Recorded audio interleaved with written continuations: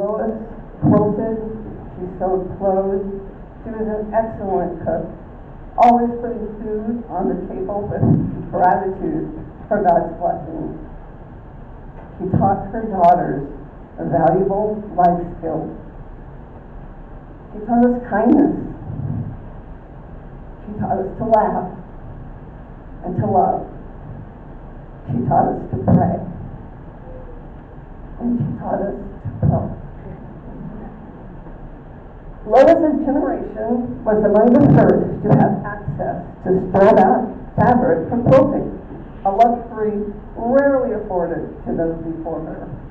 And even though she used mostly scraps and flour sack materials for her quilts, she occasionally bought fabric for blocks, backing, and sashing.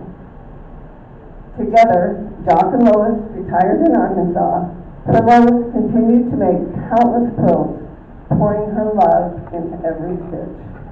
She especially enjoyed making baby quilts for her children, grandchildren, and great-grandchildren, creating lasting memories through her handiwork. Lois's legacy lives on through the quilts she made and the values of hard work and love she instilled in our family.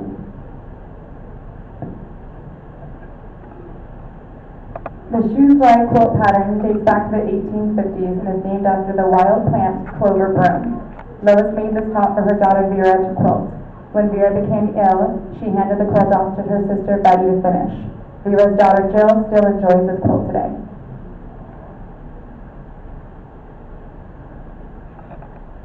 This trip around the world quilt was gifted to granddaughter Janet Palmer just after Lois passed in 2006. This scrappy quilt design was popular during the Great Depression and World War II.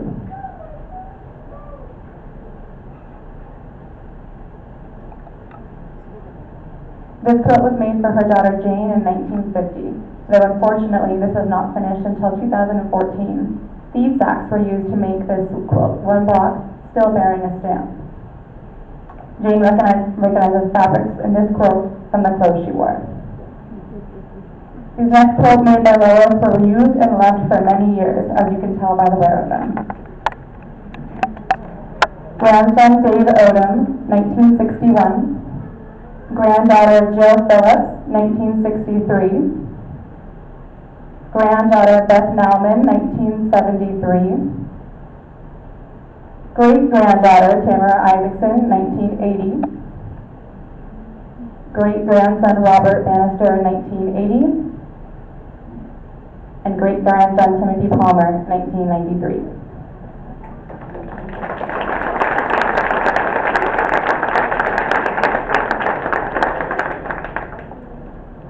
Generation 4 is the Quilting Sisters. The story of these 4 sisters and their quilting journeys spans decades, reflecting not only the art of quilting, but the rich diversity of their personalities and lives. Florence, the oldest, was a free spirit, known for her unconventional nature. She lived in California, Colorado, and Alaska, and her life mirrored her creative energy. Florence's quilting was anything but traditional. She loved unusual colors, bold patterns, and she often created her own designs. Her quilts were more akin to works of art, reflecting the wild and artistic spirit that made her stand out. Vera and Betty were sisters who, though they seemed different, shared a common bond of creativity. Vera was the quintessential 1950s, 1960s homemaker, excelling in all things domestic. She sewed beautifully, crafting clothes for her children and for me, her baby sister. But as the mother of 8, her quilting took a back seat. Sadly, Vera left us too soon, but she left behind one unfinished quilt top, a poignant reminder of her artistic talent, interrupted by her passing at the age of 42 after a battle with cancer. Betty, on the other hand, was a tomboy. Unlike Vera, Betty didn't excel at cooking or sewing when she was young. However, she did become an accomplished hand embroiderer and then eventually turned her talents to quilting. Betty was a true Renaissance woman, just as comfortable on a baseball field or at a racetrack as she was in her garden or at her sewing machine. Her quilting was prolific as she created hundreds of quilts and generously shared her skills by teaching others. Betty's quilts became treasured gifts to family and friends, leaving a lasting impact on everyone she touched. I am Jane, the youngest of sisters and your narrator of our journey. Although I spent 45 years in a business career before I truly became a quilter, my quilting journey began much earlier, influenced by all the generations before me. I watched my great-grandmother and grandmother hand-piecing quilts, and my aunt working on a treadle machine, fascinated by her magic feet, creating each stitch. I spent hours playing beneath the quilt frames hung from the ceiling in our back bedroom. And I loved getting to sleep on the floor on a pallet made of quilts when we had company. Like my sister Vera, I began primarily as a seamstress, crafting my own clothes. Later, I focused on home decor sewing. And when my kids were teenagers, I became the prom dress mom. And I also created many wedding gowns. Yet the love of quilting always lingered. So when I retired, I finally had time to let the genie out of the bottle and find my inner quilter.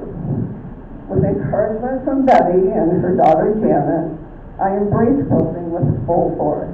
I bought a long-arm quilting machine, christened her Betty Lou, to celebrate the sister who encouraged and inspired us all. Then, much like the generations of women before me, I began to create my own chapter in our family's legacy. My sisters and I, Florence, Vera, Betty, and Jane, all took different paths on a journey that converges in the art of quilting, each of us adding our own unique touch to the family tradition. Our lives, while distinct, are woven together through our shared love toward creating beauty out of fabric and thread.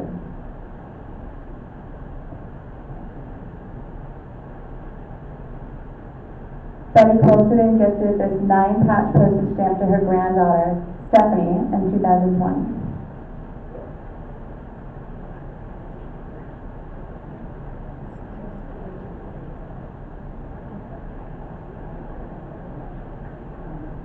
This paper roses quilt was made in 2009 by Betty with the help of her daughter Joan. This quilt has 6,203 pieces and was quilted by Sharon Cook, winning Viewer's Choice in the Spring Times and the Pines 25th anniversary show at the Pine Tree Quilt Guild.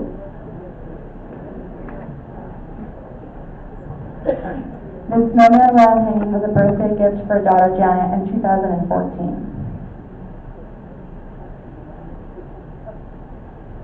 This fall harvest quilt was made mostly by Betty and finished in 2019 by her daughter Janet. This was the baby quilt Betty made for her niece Bethany. This baby quilt was made for grandson Robert. This was made for great-granddaughter Harper Palmer, hoping to pass on her deep love of everything John Deere.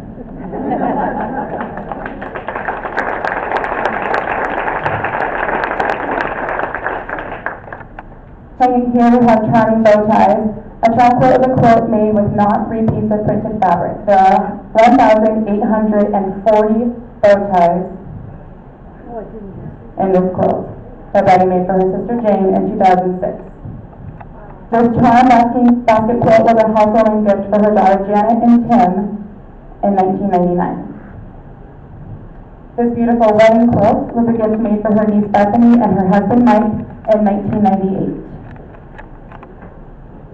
This brown sampler quilt was hand-pieced in the 1970s, but left incomplete until her daughter Janet found this quilt in a box of her mom's belongings, over halfway hand-quilted. She completed this quilt asking herself how her mom had quilted this block, as she used her long arm to complete it more than 50 years later. Janet then named the quilt What Would Mom Do? Americana is a foundation piece quilt made in the 90s.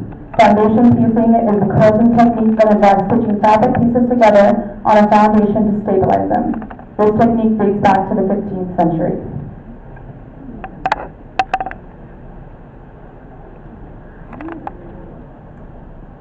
Here we have Betty's last full-size quilt, made while caring for Chuck, her husband of 65 years, when his health began failing.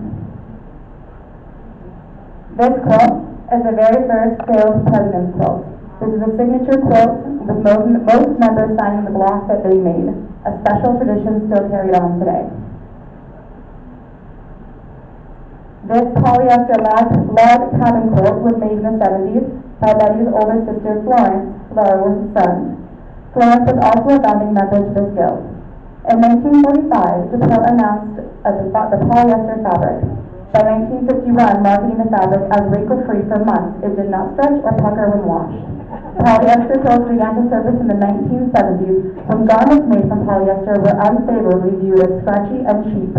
But quilts were appealing, innovative, and vibrant. This represented an important time in the history of quilt making. This quilt was made while living in Alaska, a very warm quilt for Alaskan life.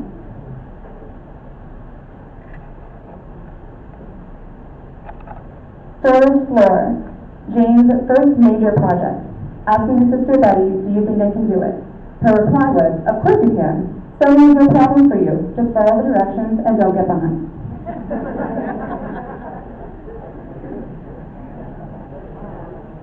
Camp, glad you got to see me. This t-shirt and photo transfer quilt was made for Jane's husband Ron on his 70th birthday in 2020. Featuring his beloved Papa Ron, Camp, glad you got to see me through the years with their grandkids.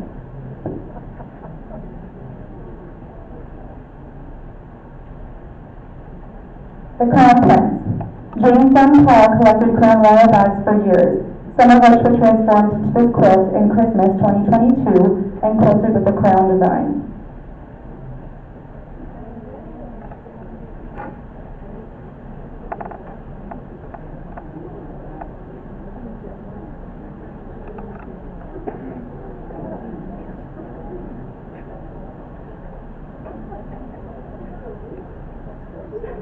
The Yellowstone Buff Dutton quilt.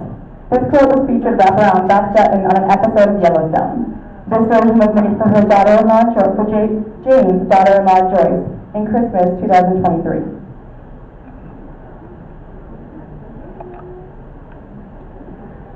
Palace Dreams.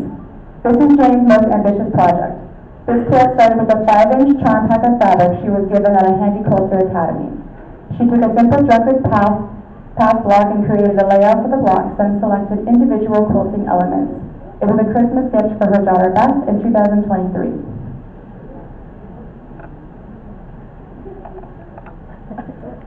Wall for Betty. Jane wanted to make a quilt for Betty to acknowledge all of the help, encouragement, and inspiration she provided to herself and so many others along their quilting journeys. Jane selected a traditional pattern in a green shade she knew that Betty would love. Jane was able to personally deliver it to her in Betty's new home at her daughter's, Janice and Tim's, not knowing that only 6 days later she'd be gone.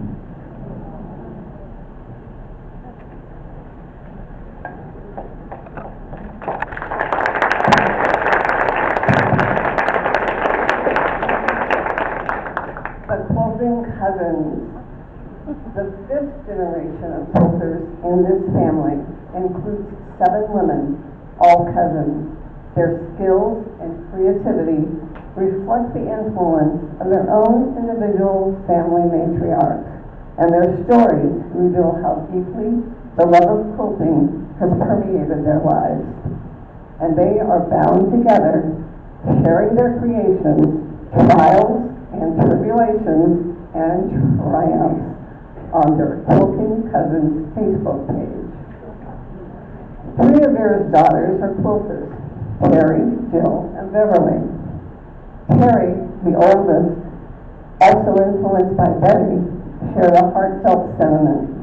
If I could say anything about Aunt Betty, it's that she was so enthusiastic and excited about quilting. Her pure love and joy for the craft was just inspiring and contagious. That enthusiasm, which Betty shared throughout the family and the community, became a hallmark of their shared love for quilting. My daughter, Stephanie, thought maybe the sewing gene had just passed her by altogether. As she became a teacher and built a successful scrapbooking business, she watched her very young daughter picking up needle and thread long before she did.